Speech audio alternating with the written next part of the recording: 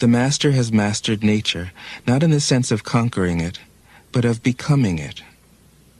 In surrendering to the Tao, in giving up all concepts, judgments, and desires, her mind has grown naturally compassionate. She finds, deep in her own experience, the central truths of the art of living, which are paradoxical only on the surface, that the more truly solitary we are, the more compassionate we can be. The more we let go of what we love, the more present our love becomes. The clearer our insight into what is beyond good and evil, the more we can embody the good. Until finally she is able to say, in all humility, I am the Tao, the truth, the life. The teaching of the Tao Te Ching is moral in the deepest sense.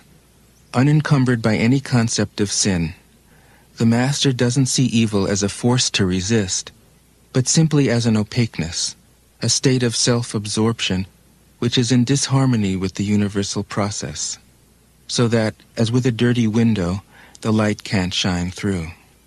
This freedom from moral categories allows him his great compassion for the wicked and the selfish. Thus the Master is available to all people and doesn't reject anyone. He is ready to use all situations and doesn't waste anything. This is called embodying the light. What is a good man but a bad man's teacher? What is a bad man but a good man's job? If you don't understand this, you will get lost, however intelligent you are. It is the great secret. The listener will notice that in the many passages where Lao Tzu describes the Master, I have used the pronoun she at least as often as he. The Chinese language doesn't make this kind of distinction. In English, we have to choose. But since we are all potentially the Master, since the Master is, essentially, us, I felt it would be untrue to present a male archetype, as other versions have, ironically, done. Ironically, because of all the great world religions, the teaching of Lao Tzu is by far the most female.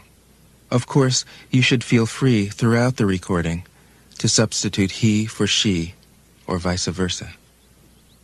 As to method, I worked from Paul Carus's literal version, which provides English equivalents, often very quaint ones, alongside each of the Chinese ideograms.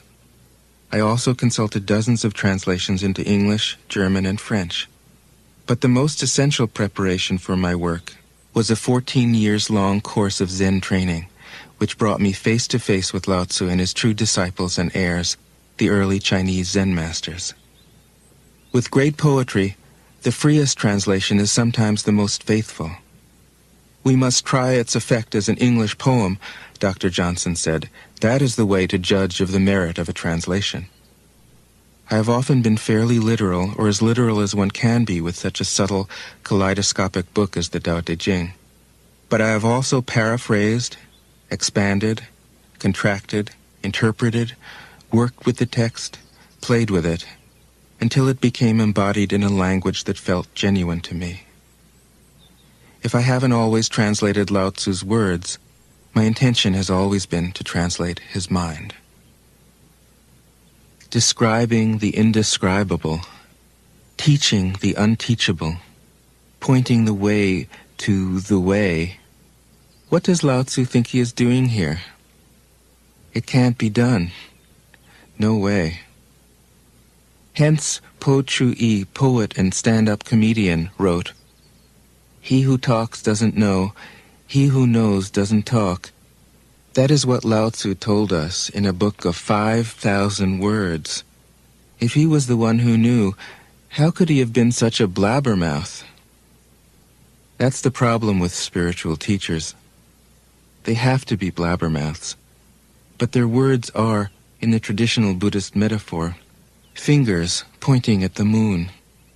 If you watch the finger, you can't see the moon. How meticulous the great masters had to be.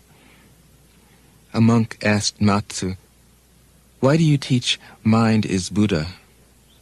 Matsu said, "To stop a baby from crying." The monk said, When the crying has stopped, what then?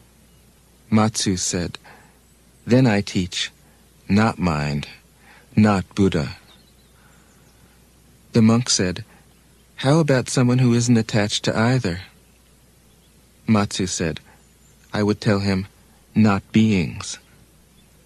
The monk said, and what if you met a man unattached to all things? What would you tell him?